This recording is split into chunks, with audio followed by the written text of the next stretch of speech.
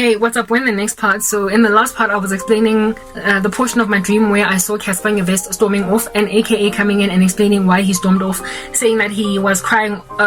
He's been crying ever since Friday, and today's Monday, so it's 3 days later. Okay, and I understood the timeline that we are currently in the waking space to be accurate of the dream as well, and I didn't highlight that. Yes, and I also went on right ahead to unpack and explain to you guys why Casper was used, why the Lord would use any celebrity in my dream. It's not usually that celebrity that God is talking about. It is rather what I feel about their celebrity, and if at all there is somebody in my life that is similar to their celebrity, that's who God is talking about. So Casper, the only reason why he would rock up in my dream is because his treatment of Boiti Chulo after they broke up reminded me of the way that my ex was towards me. By the time Casper acted that way towards Boiti, my ex and I had already been broken up, and I'd already lost everything, and I was already living underground in squalor, suffering. And so when I saw that story airing like on YouTube, I was like, oh my goodness, like this must be a disease in the country. Like our men, what's going on with them? Black men especially, after they break up with women that were right or die to them, that were the right ones for them, after that happens, they just become menacing beasts, and they won't acknowledge the truth. And on top of that, they use witchcraft against them, and they then treat these women like they were the villains, right? So Boiti never got dragged through the mud too much because she maintained her strength financially and materially and everything, but I lost everything, and so the whole world turned against me too. Plus I'm in Christ, so it's like my ex got everything that he wanted. It would be the tanamount of Casper that gets away with bad mouthing Boiti. Boiti was given support by everybody around on somehow. How you going to speak like that about her? Dude, you're obviously bitter. But with me, nobody stood for me. And the sad thing with my case is that it was so obvious that I was the best thing that ever happened to my ex, that everybody that spoke badly towards me, about me, concerning my situation, they were all lying to themselves. That ought help you understand the strength and the power of a disciple. The world hates us, so much so that they are literally willing to lie to themselves and everyone around just to humiliate a believer. These things are spiritual, and if at all you can come up against a Christian so badly, even though you know you're lying to yourself, and everyone and everybody in the room knows that everybody's lying, what is it about that person that has made you so wicked against them? There is something covering Christians that makes y'all shoot yourselves in the foot. You become marionettes unto disaster. You literally break your own souls apart, and you shatter them to pieces, stomp on them on the ground, and condemn them in the presence of believers, and you can't help yourselves. People that were aware of what a positive influence I was in this man's life, that even after we broke up, basically made it clear that, dude, we know you broke her heart. You are responsible for this breakup, no one else. Those people also turned against me. It was all very spiritual. They were a satanic horde, like a bunch of zombies, mindless drones. The way that they all collectively came against somebody that was obviously innocent. So they heralded, like, releasing Barabbas, a person that was obviously lying against his ex. Again, another thing about my ex-boyfriend is that he was very irresponsible, still maintained that irresponsibility, but I lessened it prior to us meeting. He was basically at the end of himself. He was a dude that would have likely ended up in a casket in 2 years. His mother was very concerned for his life. He was that irresponsible, like bashing himself against walls. He was bouncing off the walls when we met, and I stabilized him. I put him in a homeostatic balance. He relaxed, he chilled, and he stopped being such a fan of the world. And that is the biggest reason why his mother was my biggest fan. A woman that did that to a man that was bouncing off walls. I was like Ritalin to a child with ADHD with my ex. That power that I had when I came into his life, that transformative power that I had over him, they all disregarded that it ever happened. They denied it ever happened. The obvious transformation of his life when I came in, I did a 180 in that man's life, and they all in the end pretended like he was the responsible one that just did not know what to do with me. They made me look like the one that was bouncing off the walls that needed Ritalin. They made it look as if though I was the one that needed to be put on meds just to calm down. The world hates disciples, false witnesses all over the show. They obviously lied about me, and now today they all look pretty dumb because the very regulated I'm self-regulating. The very temperate, very responsible, very self-catering, very homeostatic woman I've always been, just calm, level-headed, is still here, and she's the reason why I, after all these years of persecution, have not just left myself to be at the beck and call of wicked forces just to get out of this darkness.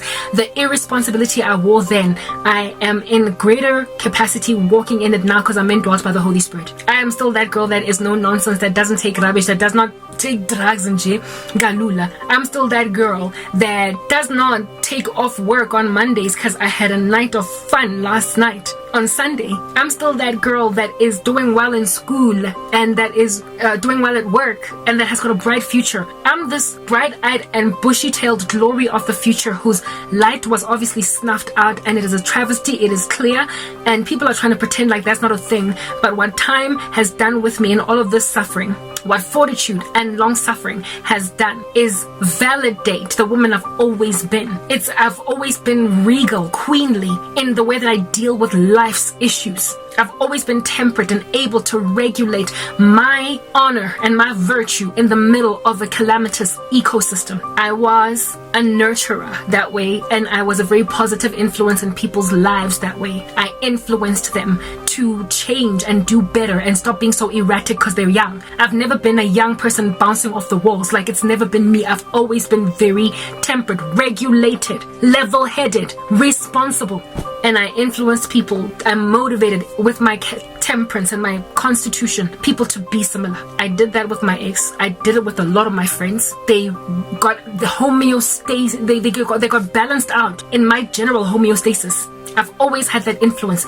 It just oozes off me. It is a gift from God. It is a gift. Okay, I did it even with my friends in high school. They'd be lying if they said that wasn't true. I regulated them in my ecosystem. Yes, like it. And these same people that all got, influenced like that by me went on right ahead and collectively agreed that I am a crazy, bouncing off the walls, like woman that has lost her wits, that can't even recognize her left from her right and is no longer with her ration and sense. They stripped the decency of my reputation off altogether. They background removed me like some freaking AI tool with green screen in the background.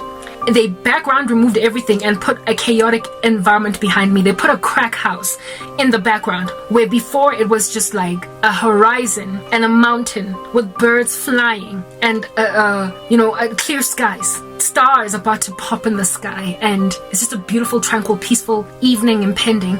They went and grabbed a woman with that kind of a background generally for life, that kind of aura that I carried, and they put in the background a bustling city crack house and said, that's where this chick is at now, and we don't know what's going on with her. They freaking removed my background. They acted like my entire life, where I've always been the strangely mature kid for her age. They acted like I lost that in a matter of days, never mind months. And they all agreed. That's what happened to my life. So my ex rode that wave.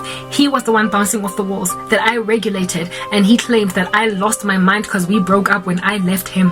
I gave my life to Jesus, and everybody made out of me some irresponsible derelict that really and truly threw her whole life away because she became a religious fanatic. My goodness. And of course, my ex was happy to ride that wave the way that witches ride brooms at night, don't they? So that reputational damage, with nobody standing for me, is the reason why today I am still struggling to come up for air and I don't trust anybody. I am working really hard to try and get myself out of this, but I've got brick walls that I'm hitting. And the reason why I'm hitting brick walls is because people don't want me to come up for air because they all know they lied.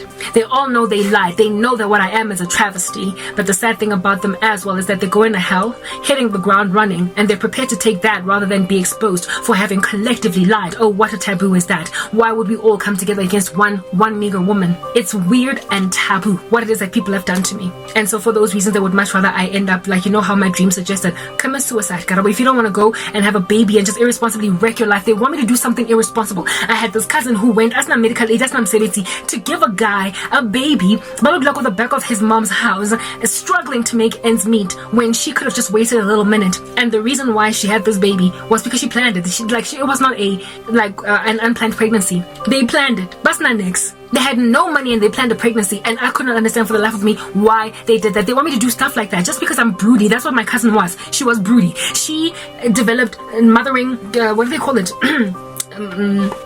A nurturing, what do they call it? Whatever. Like she just got broody. Nurturing instinct, a mother's instinct. You get my point. She developed that thing, a maternal. Thank you. She developed a maternal instinct all of a sudden. She wanted to be a mom, and based on nature calling, like an animal in the wild, woo, woo, woo, you just go and mate now that you're in heat. That's all my cousin did. Like, she was in heat, and so she mated. Did not calculate that she is in no position to have a child yet. They could have done many things to not fall pregnant. Both of them planned it. with nothing to themselves, and the beginning stage years of their child's life was rough because of it. And she gave birth in a public hospital where they discharged her the same day with her stitches unhealed, just having sutured them, and she had to like limp home. I could not understand why my cousin did that, but that would be exactly what I would do if just on my maternal instinct alone, which I also have, it's poignant, just on my brood again alone, just on being broody, I can then go and make like an animal in heat and just have sex with anybody and have the baby I've always wanted and raise it in this squalor. They want me to do something that will validate their accusations of my person. They want to say, see, we told you, it only was a matter of time. Here it is that she's busy struggling to raise a kid, and all she can talk about is this nizas, telling all of us where to get off, calling us witches. She can't even take care of her own child. Again, I'm saying, they want that. Yes, like it. Just the travesty and the abomination, the affront to a holy God's adoration of his daughter that is beyond this. They are so careless with the darkness, and they think they can do anything that they want with it. They think they can coerce anybody and cajole anything to do whatever they want because they've got this like power, this esoteric magic that they can use it to do whatever, that they can use to do whatever they want to do. So they want to go and grab a whole blood-bought Christian that has been standing in Christ for a minute in all of her long suffering and fortitude. They want to go and grab that woman and disrepute the living daylights out of her and make me look like the fool that they have always wanted me to be. The Lord said that he will not let me to be condemned when brought to trial, that he will not allow me to be put to shame, that after suffering for a little while he will restore me to everything, lacking in nothing, that if I do not give up, I will gain the fruit of righteousness, of having waited, whatever it is that the forbearance and the waiting did. I will literally, if I do not give up, reap the fruits of that patience. And they want to go and tip me down as a domino before that happens. I want children, and my biological clock is ticking and it's freaking me out, but I ain't dumb enough to go and make one with some random on the street or to be the occult just so I can get to lift the baby in the sky and say, ooh, look, it's got my genes. I don't want no robot bionic baby mixed with some occult guy. And they keep on doing this over and over and over and over and over again. So my dream with Casper was my dream of my ex. My ex, God is showing me the dynamic of that level of irresponsibility on the part of men against their women, women against their men, and what it yields in the fruit, what witchcraft eventually becomes later on. It makes paranoid, schizophrenic, psychotic people out of witches that expect the unexpectable out of people, and it causes people to lose their lives just because they refuse to compromise to darkness. It is responsible for me to stay single right now, and it is also responsible for me to stay I'm basically not a mom, to not be a parent, because what in the world am I gonna do with a child? I can barely move in here. I've got so many bruises on my legs because of bumping into random things. The way this environment is so tiny, and they expect me to have a crying baby in the space. I can't even handle my very self-regulated cat. What am I gonna do with a whole human being that I need to take care of? Except I don't even know why I'm having that discussion right now, because it's not even a probability that this would happen, but it is a strong desire by people in the occult, which brings me to the next point. They get so crazy that they literally imagine that everything, their wildest desires, can be fulfilled in people's lives. They think they can chart the courses of people's destinies so particularly that human beings will lose their character altogether, their personality, their foundational way of thinking, just their general common sense will fly out the window because a witch done walked these streets. Witches need to repent. Y'all need to get out of the occult. It makes you crazy. You try to make people crazy with it, but you're the ones that end up insane. The reason Casper stormed off in my dream was because they get angry. It's like Davy Jones. I don't know if you guys have seen the movie Pirates of the Caribbean. Davy Jones is also a man that's angry for having lost an ex, and he will think longingly about Calypso for a season. But him in his tentacly horrific state will immediately just get angry at the fact that he's still in love with the sweetest little thing that he ever had in his life. They get mad, angry, violent, divorce, that they're still in love with women that they lost. They lost them. It's not like the lady just walked out and cheated. They lost them. And in their irresponsibility, having lost them, they then feel entitled, angrily so, to just do what they want in their lives. And when they don't get what they want, they fall apart. Davy Jones, I remember one scene in Pirates of the Caribbean. He's busy thinking about Calypso as he's playing his piano, and he opens some locket that has music in it, and he's like, oh, Calypso. And then he closes it and gets really angry afterwards. That's what happened in my dream. Casper, apparently, according to, who is this guy? AKA, in my dream, was crying all weekend. And then the end result of those tears was him storming off Aguadil. And that is the in and out state of psychosis that my ex-boyfriend is apparently currently in, and that of many other men across the country. That's why gender-based violence is on the ramp up. They mess up with their exes and then they come back around again and try to see if they can't finish them off. Now, why AKA? It's because he's dead. It's because he's dead.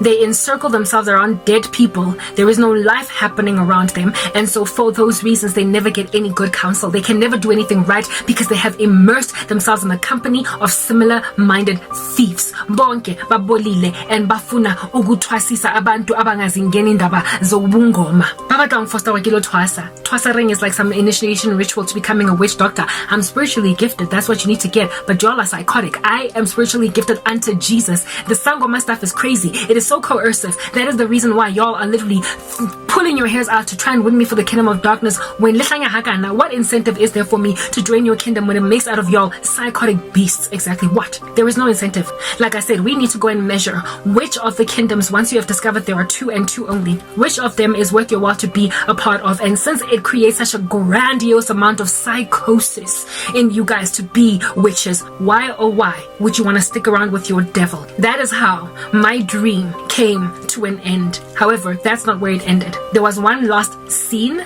that confirmed to me what the general strategy is to finally get me to capitulate to this obviously very ominous, nefarious agenda. And for me, it's like, what does it profit a man to gain the whole world and yet lose his soul? So I get my life back after twasaring and, I don't know, smearing myself with freaking blood on my hair, as if though fenugreek is not hardening enough of my hair. I need to then go and grab igazi and smear it on my hair and claim muguti that is something that is cleansing me, when rather it's making me dirty and smell like a corpse, a cadaver, a zombie. With all those rituals. Just like that, I'm sorry, no, I will keep Christ and I'll pass up on whatever it is that this occult random rubbish that you're into is doing. And yet you don't even see it. You don't recognize you're crazy because you've got so many hordes of people helping you continue in your insanity, because the world hates disciples and most of y'all are on the broad road that leads to destruction. You can't even tell each other what's wrong and what's right. You are just continuing in this insanity, because literally for the life of you, Satan has kept you glued together in insanity like groupthink, and you can't break out. But for the power of Jesus, but y'all ain't interested because you don't think it's real power. Next part.